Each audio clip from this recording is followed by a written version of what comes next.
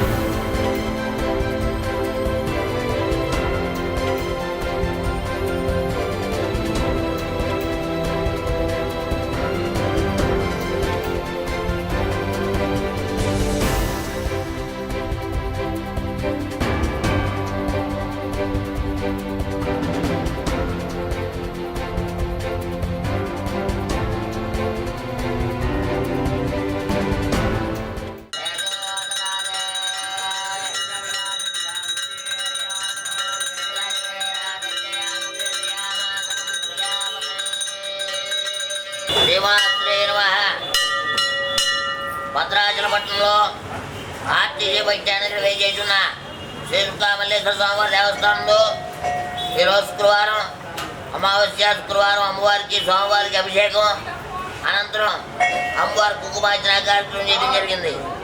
అలాగే ఈ యొక్క అమ్మవారి ఆలయంలో ప్రతి శుక్రవారం కూడా రావుకాల సమయంలో 10 గంటల నుంచి 12 గంటల దాకా ఉన్న రావుకాల సమయంలో అత్యంతంగా రావుకాల దీపాలు పెట్టడం జరుగుతుంది.